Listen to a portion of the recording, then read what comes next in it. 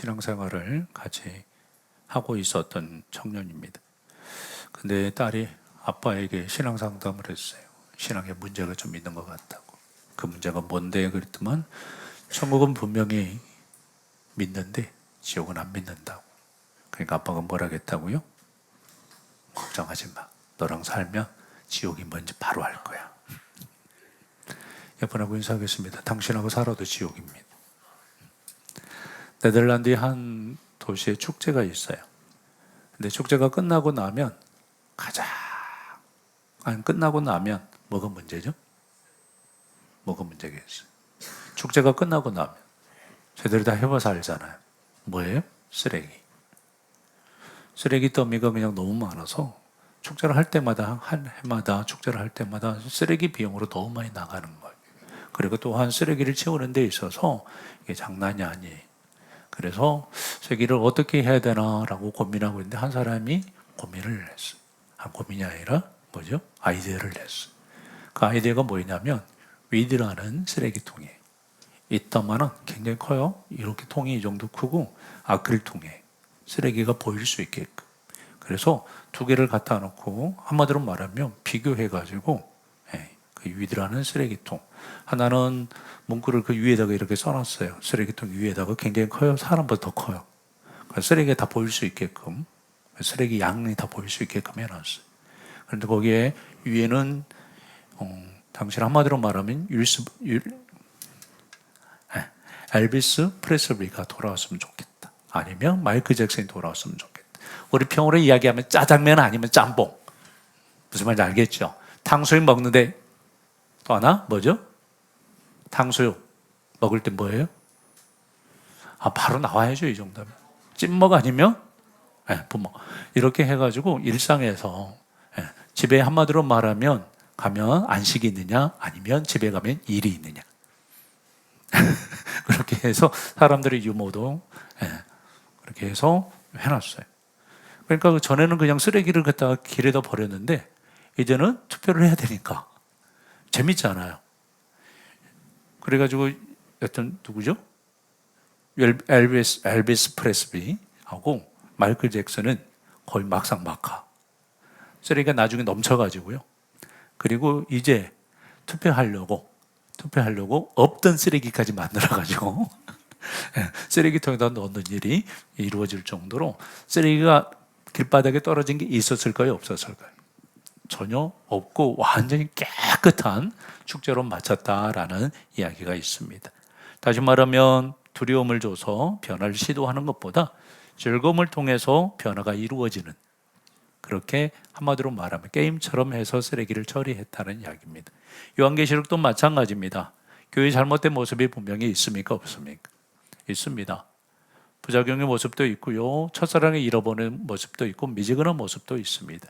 그러나 하나님께서는 그 모습을 한마디로 하면 들춰놓지. 그리고 나서 어떻게 했습니까? 변화되어질 모습, 교회가 정말로 완성되어질 모습을 통하여서 하나님께서 교회가 어떻게 이 땅 가운데 있어야 되는지에 대한 정확한 답을 주고 있는 모습입니다. 저희들도 마찬가지입니다. 저희들에게 있어서 부정적인 모습을 계속 보고 있으며 계속 성장이 있어요, 없어요? 있어요, 없어요? 저희들에게 계속 긍정의 모습들이 있습니까, 없습니까? 우리가 일상 가운데 살아가지만 부정의 모습이 훨씬 더 강할 수 있습니다. 왜냐하면 우리는 죄성을 가지고 있기 때문에. 그렇지만 예수님께서도 오병의 기적을 일으키실 때 너희에게 무엇이 있느냐라고 묻습니다. 너에게 무엇이 있느냐? 그때 안드레가 도시락 1개를 가져옵니다. 바보세요. 5,000명 중에서 도시락 1개. 이게 긍정입니까? 부정입니까? 긍정으로 볼 수 있나요? 5,000명 중에 실은 어른들만 5,000명이에요. 그리고 그 도시락은 아이의 도시락입니다. 예, 아이의 도시락. 어른들 도시락은 이미 1교시 끝나고 다 까먹었고 우리 학교 다닐 때 다 해봤잖아요. 예, 점심시간이 넘고 저녁 시간이 됐음에도 불구하고 아이의 도시락은 하나. 딱 1개 남은 아이의 도시락.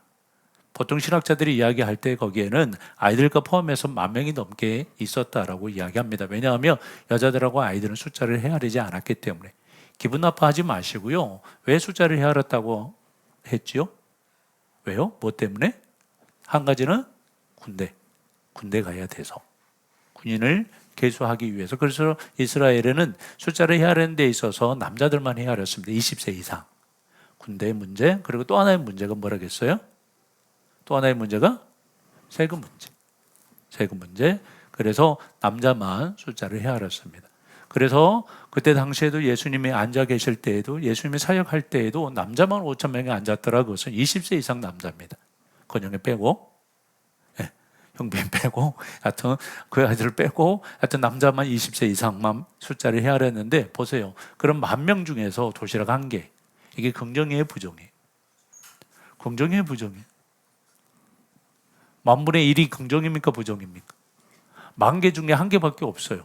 우리에게 있어서 그런 모습들 다 있습니다. 그렇지만 하나님께서는 그것을 사용하신다는 사실을 기억할 수 있기를 원합니다. 너에게 무엇이 있느냐? 우리에게 무엇이 있습니까? 우리에게 요만한 믿음이 있습니까? 겨자씨만한 믿음이 있으면 예수님께서 뭐라고 말씀하셨죠? 이 산을 옮겨서 저리 바다로 던지올 수 있다라고 이야기하고 있습니다. 우리의 힘으로는 불가능하지만 하나님께서는 우리에게 있어서 조그마한 것을 찾고 계시다는 사실을 기억할 수 있기를 원합니다. 지금 요한계시록에 있는 지상의 교회도 마찬가지입니다.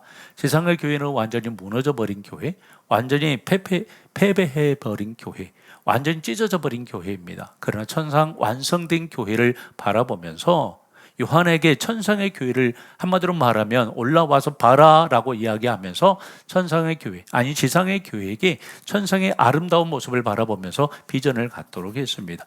지금의 가정이 힘들고 한마디로 말하면 힘들지만 포기하고 싶지만 낙심하고 싶지만 노마 황제에게 굴복하고 싶지만 노마 황제에게 굴복하지 말고 누구에게 굴복해라? 하나님에게 굴복해라. 하나님에게 항복하면 영원한 생명이 너에게 있을 것이다 라고 보여주신 책이 무엇이라고요?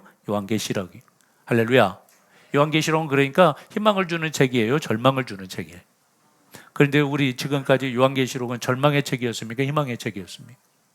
열어보면 다 죽는다고 그러고 막 난리가 막 나고 막, 예, 그래서 무서워가지고 요한계시록은 열어보지도 못하고. 죄송합니다. 목사님들도 안 여는데 성도들이 열겠습니까? 그런데 요한계시록은 열으라고 그랬어요? 닫으라고 그랬어요? 열으라고 그랬어요. 닫은 자는 하나님께서 한마디로 말하면 책망하신다라고 하실 정도로, 예, 열으라고 했습니다. 그런데 사단이 닫았어요, 안 닫았어요? 닫아버렸어요. 왜 닫게 했어요? 나와 상관이 없는 이야기라고. 그렇죠? 우리 종말에 대해서 그렇게 인식하고 사시는 분들이 많지 않습니다. 종말에 대해서 어느 정도는 인식을 하고 의식을 하지만 내게 지금 종말이 올까? 예수님께서 구름 타고 내게 오실까? 라는 어떠한 그런 것에 대해서 너무 먼 이야기로 저희들이 치부하다 보니까 종말은 멉니다. 그리고 항상 이야기하지만 예수님 오실 때에만 포커스를 맞추니까 요한계시록은 예수님 오실 때 이야기가 아니에요. 초대교회 성도들의 이야기라고요. 교회 시대를 살아가는, 성령 시대를 살아가는 지금의 이 시대의 이야기입니다. 맞아요, 맞아요. 저희가 이제 요한계시록을 마치고 있습니다만은 요한계시록은 현실과의 싸움입니다. 666 마지막 때에 적그리스도가 우리들의 이마에다가 찍는 어떠한 표식이 아니고요. 저희들 지금 살아갑니다만은 666 있습니까, 없습니까? 수많은 666 가운데 저희들이 오늘 또 씨름하고 있고 오늘 또 싸우고 있고 오늘 또 범민하고 있습니다. 그 666의 삶을 살 것인가? 아니면 777의 삶을 살 것인가? 7이 훨씬 더 커 보이고 7이 훨씬 더 아름다워 보이지만 잘 보세요. 6이 죽어야지 7이 됩니다. 죽지 아니하면 7이 될 수 있어요, 없어요? 6을 포기하지 아니하면 7이 될 수 있나요? 없습니다. 절대 없습니다. 하나님께서 이 땅에 우리에게 있어서 하나님의 사람으로 살아가는 데 있어서 오늘 또 요한계시록을 주셨다는 사실을 기억할 수 있기를 원합니다. 자, 저희가 계속 살펴보고 있지만 요한계시록을 통하여서 당신의 백성들에게 보여주시고자 하는 메시지, 이미지가 뭐였어요? 새 예루살렘. 하늘에서 내려오는 새 예루살렘. 그것뿐만이 아니라 제가 이 앞에도 말씀을 드렸습니다만 7장, 14장에 나오는 뭐가 있다고 그랬어요? 뭐가 있다고 그랬어요? 새 예루살렘의 모습이 뭘로 앞에 먼저 등장했다고 그랬죠? 뒤에는 21장에는 새 예루살렘, 그야말로 거룩한 신부의 모습이라며 7장에서 14장에서 뭐라 했어요? 14만 4천. 자, 14만 4천 보겠습니다. 7장 4절입니다. 함께 봅니다.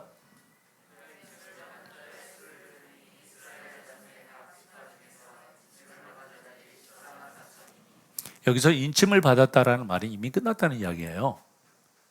무슨 말인지 알겠어요? 제가 어렸을 때 아버지, 전에도 이야기했습니다만 아버지 따라가지고 이렇게 추수 때가 지나면 이제 벼를 말려가지고 농협의 공판장에 가서 벼를 갖다가 수매를 합니다. 그러면 어떤 사람이 아버지가 가가지고 뭐 신청을 하면 어떤 사람이 와요. 그래, 뭐 하는 꼬쟁이를 가지고 와서 새꼬쟁이를 가지고 와서 쌀가마니를 갖다 푹푹 찔러요. 찔러가지고 이렇게 보고서 이제 거기서 정합니다. 1등, 2등, 3등 등회.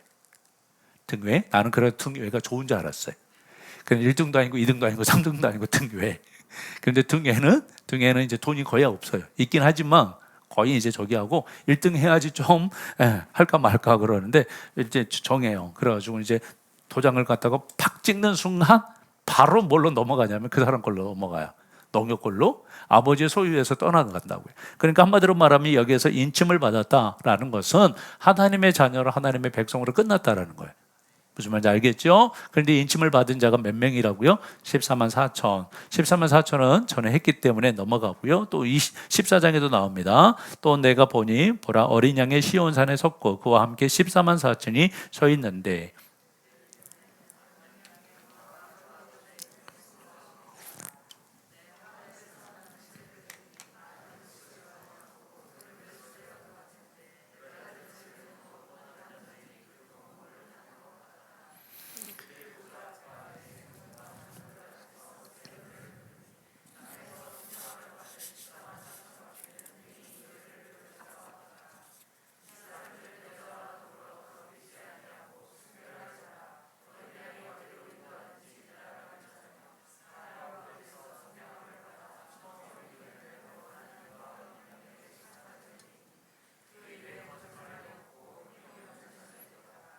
자 보세요. 4절에 보니까 여자와 더불어 더럽히지 아니하고 순결한 자라. 새 예루살렘이 내려왔을 때 어떤 모습이었어요? 어떤 모습? 순결한 모습, 거룩한 모습이었어요. 그러니까 14만 4천하고 새 예루살렘하고는 같은 이미지예요. 이해 가시죠?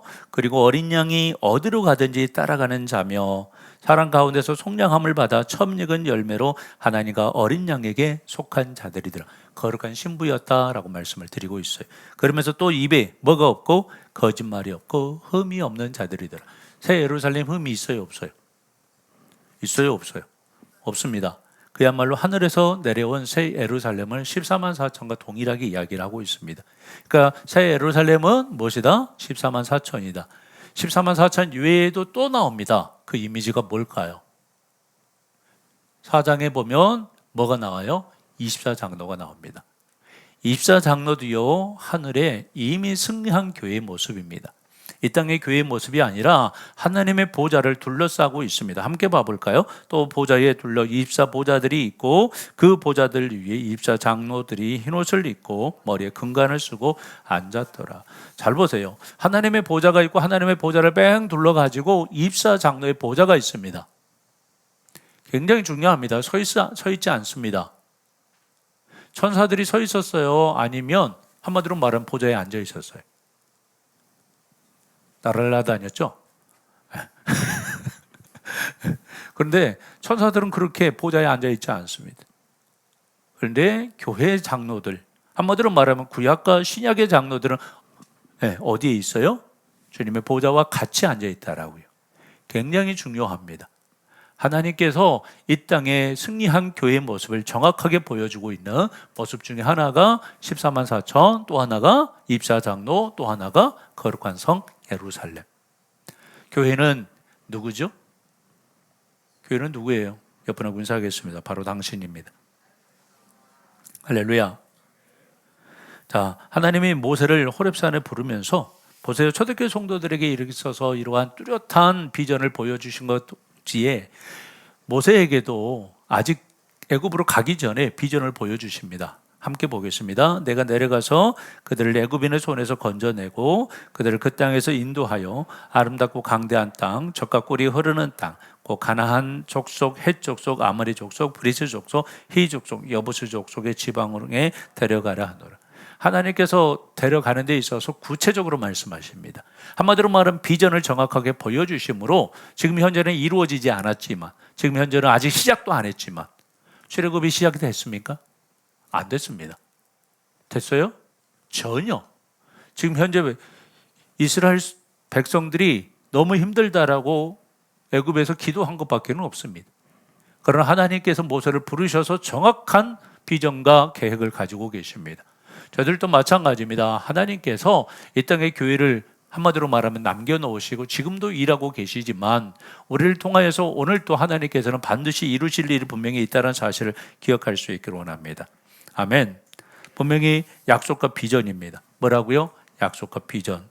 지금 세상의 권세들에게 무릎 꿇고 있는 성도들에게 어떤 약속을 보여주고 계세요? 신실한 약속을 보여주고 계세요. 내가 너희를 반드시 변화시키고 반드시 승리할 것이다 라고 이야기하고 있습니다. 지금 완전히 무너져버린 교회, 지금 완전히 초토화되어져 버린 교회, 지금은 완전히 세상에 아니면 로마의 황제에 무릎 꿇어버린 그 교회에게 하나님께서 정말로 변화된 하늘에서 내려오는 새 예루살렘 성을 보여줌으로 말미암아 하나님의 나라를 끝까지 이루시고야 마시겠다는 하나님의 놀라운 결단이 있습니다. 하나님이 약속하신 교회의 모습이 이 앞에 뭐가 있었다고 말씀을 드렸어요? 모습 속에 어떤 게 감춰져 있었다겠어요? 기억이 안 나십니까? 하나님의 영광. 기억나요, 안 나요? 교회 속에 예루살렘에 한마디로 말하면 새 예루살렘이 내려왔는 그 예루살렘에 뭐가 있었다겠죠? 하나님의 영광이 있었다고 말씀을 했습니다. 하나님의 영광. 하나님의 영광은 굉장히 중요하다고 말씀을 드렸습니다. 지금 초대교회 성도들에게 있어서 하나님의 영광이 교회 안에 있다 없다, 이것은 굉장히 중요했습니다. 그들에게 있어서 정체성의 문제, 그들에게 있어서 자아성의 문제는 굉장히 중요했습니다. 교회는 이제 삐약삐약 태동하고 있고 자라나고 있고 시작되어지고 있습니다. 잘 봐보세요. 유대교에서 이단이라고 하는데 당당하게 교회를 다니겠어요? 유대교에서 이단이라고 핍박하는데 당당하게 다니겠어요? 지금 교회 안에 하나님의 영광이 있다 없다? 하나님의 영광이 있다. 이걸 갖다가 하나님께서 보여주기 위해서 유대교회도 로마 황제에게도 무릎 꿇지 말고 너희가 하나님의 사람으로 온전하여져라 라는 비전을 지금 현재 보여주고 있습니다.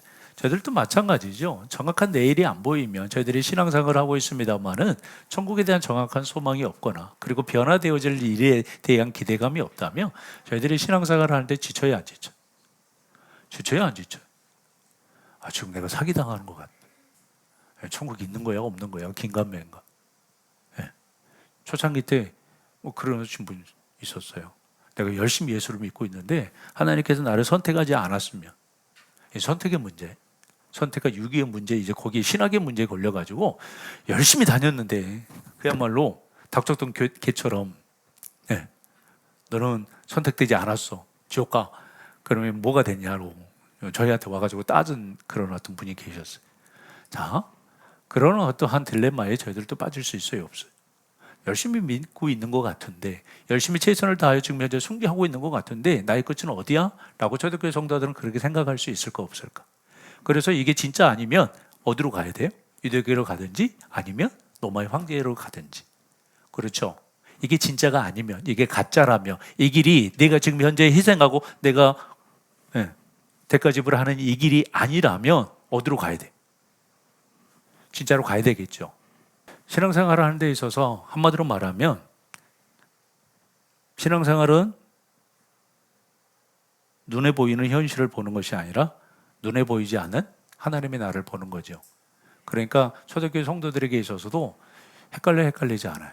헷갈리겠죠? 그래서 오늘 본문은 요한에게 이제 정확하게 하나님의 나라가 무엇인지, 교회가 무엇인지에 대해서 보여주고 있는 연속성상의 이야기입니다. 그리고 그래서 이번 주 설교가 이 앞에 설교 제목의 2예요. 같은 이야기입니다. 함께 봐볼까요? 15절부터 16절입니다. 함께 읽겠습니다.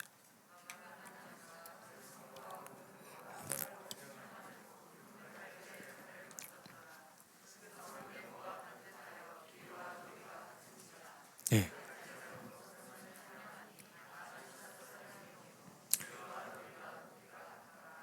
이제 천사에게 금잘대를 가지고, 금자를 가지고서 갈대자예요. 갈대자를 가지고서 성을 측량해 보라고 그랬어요. 줄자를 주시지, 아니면 레이저를 주시지, 그 갈대자 요만한 50cm 작아지고 예, 측량하라고 그랬어요. 천사가 얼마나 고생했는지 우리가 알 바는 없는데 성이 얼마나 크냐면요. 몇이라고요? 12,000 스타디온. 12,000 스타디온이 몇 미터냐면 2,400km. 2,400km면 2,400km, 2,400km, 2,400km거든요. 미국 땅의 70%입니다. 커요, 안 커요? 근데 그 50cm 작아지고 재래. 하나님 너무하심. 요만한 작아지고 50cm 다 있죠? 아니 1m짜리 다 그거 가지고 쟀어요. 그렇지만 그것도 높이와 깊이와 길이까지 전부 다 쟀더만 정육면체예요.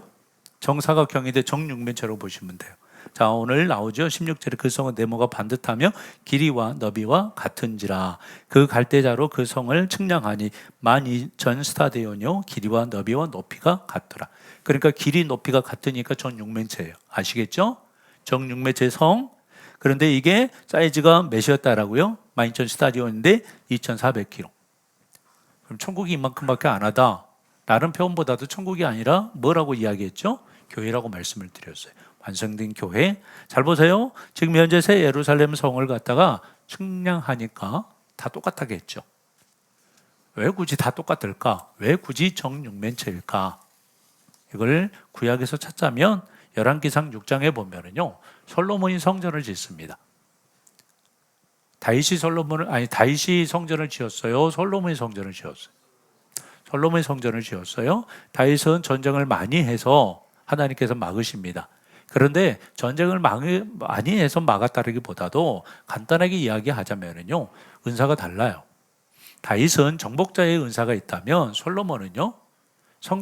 성전 준공에 대한, 다시 말하면 성전을 지어야 되는 그런 은사가 있습니다. 저희들이 또 다 각자 은사가 달라요. 그러니까 비교하지 않기를 원합니다. 함께 봐보겠습니다. 열왕기상 6장 19절로 20절입니다. 여호와의 언약궤를 두기 위하여 성전 안에 내소를 마련하였는데 여호와 20절 내 내소의 안엔 길이야.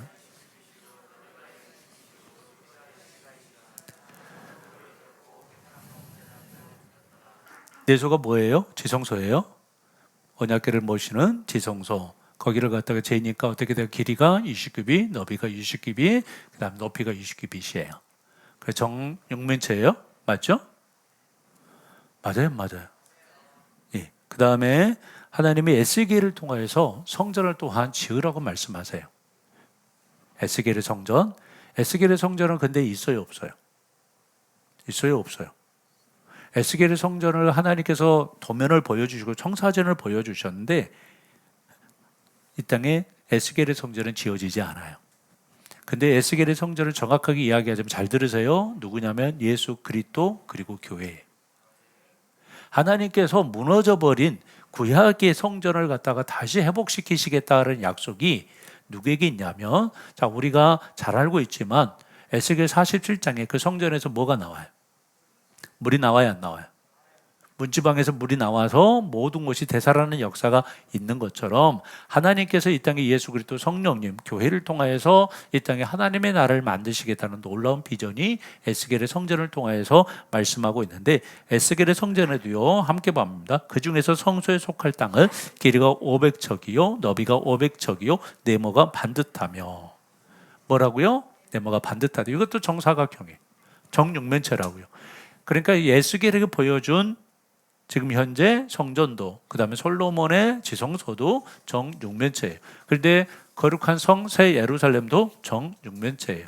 다시 말씀드리며 구약의 성전 에스겔을 통하여서 예언하신 말씀하신 그 성전이 어디? 새 예루살렘 하나님의 교회에 있다라고 말씀하기 위해서 의도적으로 그렇게 편집하고 있다는 사실을 기억할 수 있기를 원합니다. 그것뿐만이 아닙니다. 성곽의 기초석이 각색 보석으로 되어져 있다고 제가 이 앞에 말씀을 드렸죠. 자, 19절부터 20절입니다. 그 성의 성곽은 기초석은 각색 보석으로 꾸몄는데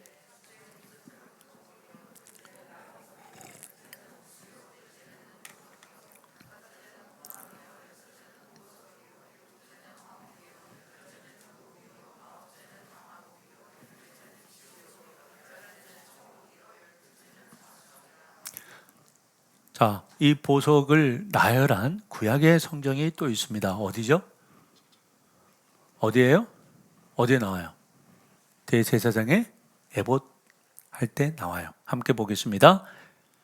그것은 네 줄로 보석을 물리되 첫 줄은 홍보석, 항옥, 녹주역이요 둘째 줄은 송석, 남보석, 홍마누며 셋째 줄은 호박, 백나무, 넷째 줄은 녹보석, 홍반호, 병. 조금 다른데요. 한 2개 정도 다릅니다. 2개 정도 다르지만 거의 비슷해요. 비슷해요. 판결 형패 아시죠? 자, 주머니예요, 주머니. 전에 내이기 때 말씀을 드렸지만 주머니예요. 그러니까 에봇 앞에, 에봇은 조끼라고 보시면 돼요. 조끼. 대제사장이 입었던 조끼. 대제사장 옷은 몇 개 있습니다. 속바지 입고, 그리고 거기에다가 하얀 속옷을 입고, 그리고 또 뭘 입었어요? 청색 옷을 입었어요. 그리고 청색 옷 가에다가 가장자리에다가 송유하고 방울하고 달아놓고, 그리고 나서 다시 말하면 세마포 속바지를 입고 세마포 옷을 입고 그리고 청색 옷을 입고 그 위에다가 뭘 입었다고요? 에봇을 입었어요. 그러니까 나중에 지성소에 들어갈 때 7월 10일 날 대속죄일 때 지성소에 들어갈 때 에봇도 벗고 청색 옷도 벗어요. 세마포 옷만 입고 들어가요. 그러니까 방울 소리가 나야 안 나요? 안 나요. 방울 소리 딸랑딸랑 해가지고 뭐 이렇게 밧줄로 끌어냈다. 그것은 없는 이야기예요. 그러니까 에봇도 벗고 세마포 옷만 입고 가기 때문에 방울이 안 달려 있다고요. 방울은 청색 옷에 달려 있어요. 성경 잘 보세요. 자, 그런데 지금 현재 판결 형패, 다시 말하면 이 조끼 앞에 판결 형패라고 해가지고 우리나라 말로 저기 하는데 판결 주머니가 하나 달려 있어요. 판결 주머니. 그 판결 주머니 안에는 들어가 있는 게 뭐라겠어요? 우밈하고 둠밈하고. 이게 한 개인지 2개인지는 알 수 없다라고 이야기했어요. 하나님의 뜻을 분별할 수 있는 그러한 어떠한 물체가 하나 들어가 있어요. 그런데 그 판결 형패 앞에 12개 보석으로 3줄씩 4개로. 맞죠? 4줄씩 3개로. 하여튼 3줄씩, 4줄씩 3개로 3, 4, 12 해가지고 보석이 이렇게 박혀져 있었어요. 그럼 잘 봐보세요. 지금 현재 이 보석을 하나님께서 대제사장에게 판결 형패 앞에 붙여주게 했어요. 그럼 무슨 말씀이에요? 이 거룩한 보석으로 하나님의 뜻을 분별해서 뭐 하도록 만들어 가겠다라는, 하나님의 뜻을 주어서 하나님이 말씀해서 하나님께서 지키심으로 말미암아 거룩한 백성, 하나님의 얼굴 앞에 있는 백성으로 내가 너희를 보석처럼 뭐 하겠다? 만들어 가겠다는 하나님의 약속이에요. 그러니까 지금 대제사장 앞에 있는 보석은요, 하나님의 얼굴 앞에 있는 보석입니다. 다시 말하면 교회입니다. 그 교회가 그 보석으로 지금 현재 상징되어지고 있고 예루살렘 성전에 기초석으로 되어져 있는 그런 모습들이 있는 것은 하나님께서 당신 얼굴 앞에 반드시 있게 하겠다라는 하나님의 놀라운 계획입니다. 그것뿐만이 아닙니다. 에스겔서 28장 13절입니다. 내가 옛적에 하나님의 동산 에덴에 있어서 각종 보석고 홍보석과 항보석과 금강석과 항옥과 홍마노와 창옥과 청보석과 남보석과 홍옥과 황금으로 단장하였으며 내가 지음을 받던 날에 너를 위하여 소고와 비포와 준비되었다. 잘 보세요. 에덴 동산의 모습이 뭐라고? 에덴 동산에 뭐가 있다고요? 지금 보석이, 지금 여기는 10개밖에 아닙니다만은 잘 보세요. 제가 계속 이야기하고 있습니다만은 하나님께서 당신의 모습을 갖다가 요한계시록 4장에서 뭘로 나타나고 계시죠? 보석으로 나타나고 계십니다. 그렇죠? 그 보석의 완성, 그러면서 하나님께서 당신의 백성들을 출애굽기 19장에서 뭘로 만드시겠다고 했어요? 세귤라 보석으로 만드시겠다고 했어요. 그런데 지금 현재 어디에 있어요? 이 보석이 에덴 동산에 있어요.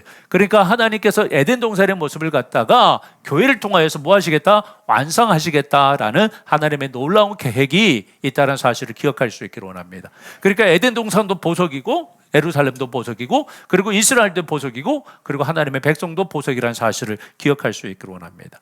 그러니까 하나님께서 우리에게 있어서 뭘 통하여서 하나님의 말씀을 통하여서 여러 가지 모습을 통하여서 세길라로 만들어 가시겠다. 환난을 통하여 어려움을 통하여 여러 가지의 시련을 통하여서 하나님의 말씀으로 변화되어져서 우리를 세길라 거룩한 보석 새 예루살렘으로 만들어 가시겠다. 하나님의 성품과 하나님의 속성과 하나님의 형상 다시 에덴 동산을 회복하시겠다라는 하나님의 놀라운 계획과 섭리가 있다는 사실을 기억할 수 있기를 원합니다. 할렐루야.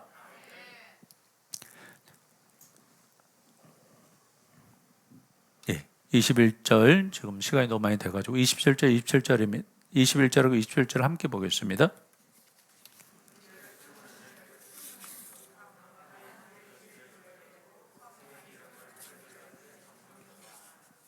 보세요. 우리가 신앙생활 하는데 그런데 해이 와야 해이 오지 않아요. 낙심 와요, 낙심 와요. 절망 와요, 절망 오지 않아요. 실은 우리는 그것 때문에 힘듭니다. 지금 초대교회 성도들도 마찬가지예요. 그 해이 때문에, 그 절망 때문에, 그 두려움 때문에 현재 포기해야 되는. 좀 아까도 이야기했지만 하나님 나를 만약 구원하지 않았다라면, 나를 선택하지 않았다라면 어디로 가야 돼요? 유대교회로 가든지 노마 황제에게로 가야 돼요. 그렇죠? 좀 아까 우리 읽었던 12문 한번 읽었죠? 안 읽었나요? 12문은 12진주니 각 문마다 한 개의 진주로 되어 있고 성의 길은 맑은 유리 정금이라. 무슨 말씀이냐면 지금 하나님의 집 예루살렘을 지어가는 데 있어서 예루살렘 안에 들어와 있는 성도들, 거기 있는 성도들은 봐봐요. 제가 있으면 들어가요, 못 들어가요? 왜 못 들어가요? 성의 길이 뭐래요? 맑은 유리 같대. 제가 전에 말씀을 드렸죠? 유리바다 같다. 유리바다에 갔기 때문에 거기를 통과할 수 있다, 없다? 없다라고 말씀했어요. 그리고 21절에 무엇이든지 속된 것이나 가증한 일은 거짓말하는 자는 결코 그리로 들어가지 못하되. 그러니까 한마디로 말하면 예루살렘 성은 뭐한 자? 죄를 이긴 자. 그리고 뭘 이긴 자예요? 거짓을 이긴 자예요. 그러니까 우리에게 있어서 사탄이 계속 우리를 넘어지게 해요, 안 해요? 네? 딴 길로 가라라고. 너 이 길이 아니야. 세상의 길을 선택하고 너 뭐 황제의 길을 선택하고 액길을 선택. 너 옛날이 더 좋았잖아. 유대기 있을 때보다 행복했잖아 라고 그렇게 속여서 그로 넘어가도록 하는데 그 길을 뭐한 자들? 이긴 자들. 그 걸음을, 그 유혹을 이긴 자들이 지금 현재 이성을 만들어가고 있다라고 이야기를 하고 있습니다. 그러면 왜 하나님께서 쇠길라 그렇게 말씀하셨다고요? 왜 이스라엘 백성들을 쇠길라로 만드시고 당신의 교회를 왜 쇠길라로 만드셨다고요? 우리를 그냥 보석되게 하시려고? 그게 아니라 우리를 통하여서 열방이 뭐하게 하도록요? 돌아오도록 하나님께서 그렇게 우리를 부르셨고 교회를 만드셨다는 사실입니다. 새 예루살렘 성을 통하여서 만국이 열방이 주께 돌아오는 역사를 하나님께서 허락하여 주셨어요.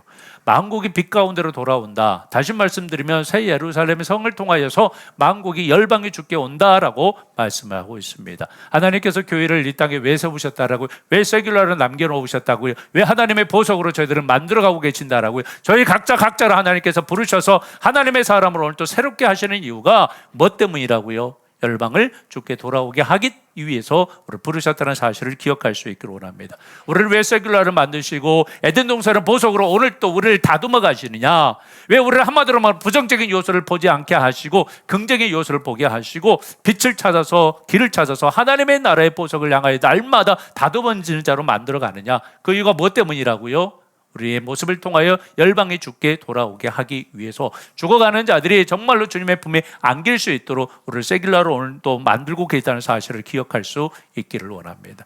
우리는 세상에 찢겨진 자가 아니고요, 완전히 망가진 자가 아니고요, 오늘 또 하나님께서 반드시 붙드셔서 승리하게 하는 자로 오늘 또 우리를 붙들고 계시고 오늘 또 다듬어가고 계시고 부정의 모습으로 인해 우리를 내쳐버린 자가 아니라 정말 요만한 모습만 가지고서도 하나님께서 오늘 또 새롭게 하신다는 사실을 기억하면서 늘 항상 승리할 수 있기를 주님의 이름으로 축원을 드립니다.